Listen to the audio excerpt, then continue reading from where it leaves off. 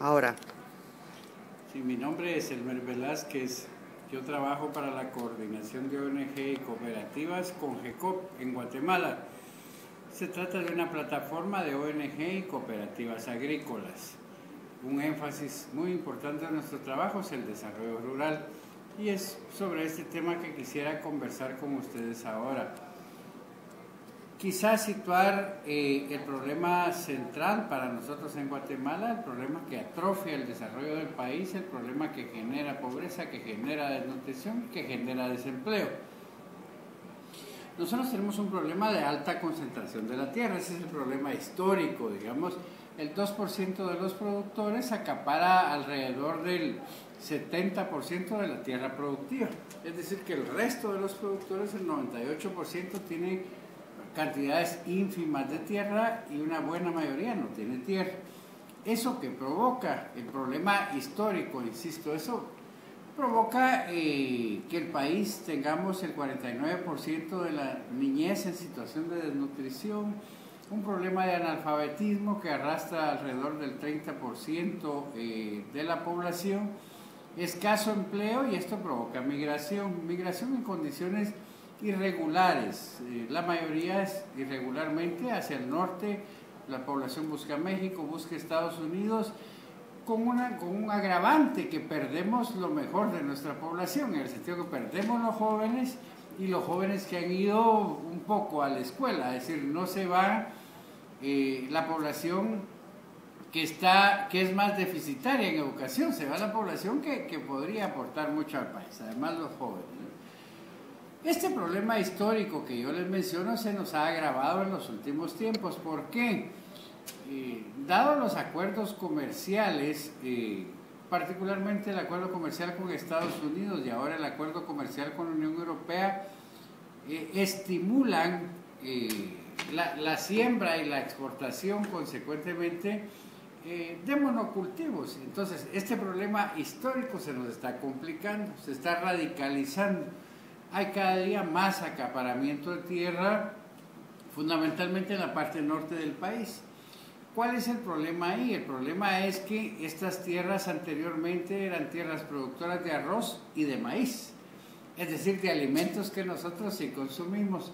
Ahora, muy aceleradamente, el proceso inicia para allá por el año 2002 a acelerarse, ¿no? Cuando el mundo justamente prioriza el comercio como una salida al desarrollo. Este aceleramiento en acaparamiento de tierras ahora dedicadas al azúcar, tierras que antes eran maiceras, a la caña de azúcar o a la palma africana. Estos son los cultivos líderes, son los que van creciendo. Ya antes teníamos el acaparamiento de tierras para el café.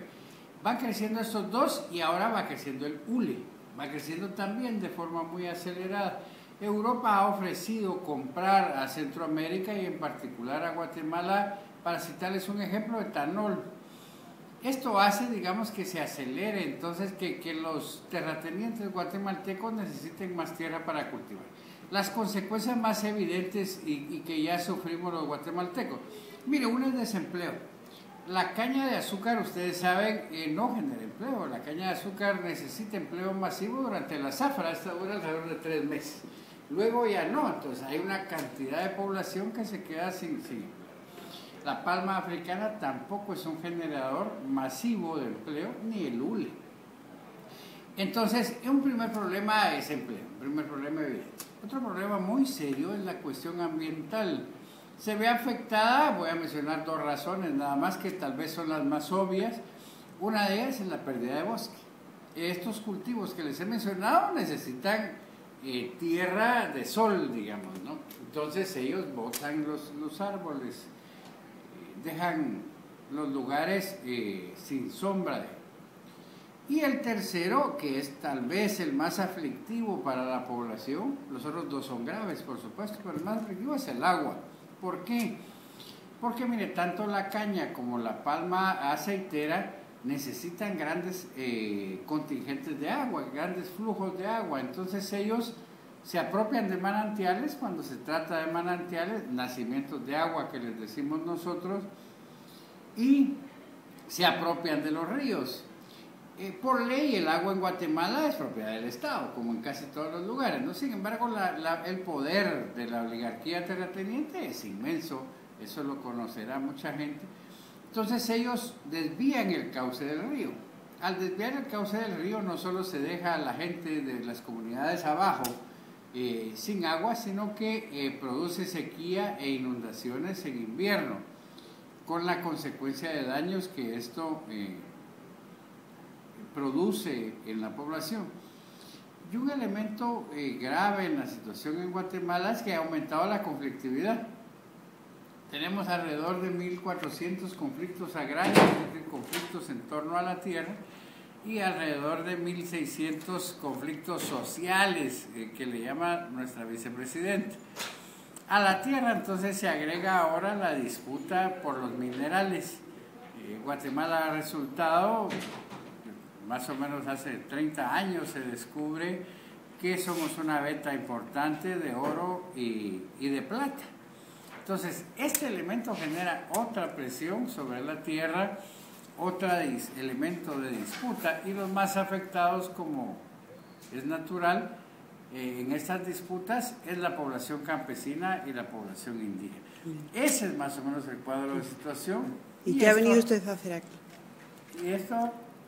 Aquí, ¿qué ha venido a hacer aquí? Ya. Bien. Bueno, esto ha generado, digamos, todo un proceso de fortalecimiento de las estructuras campesinas e indígenas y en general del movimiento social.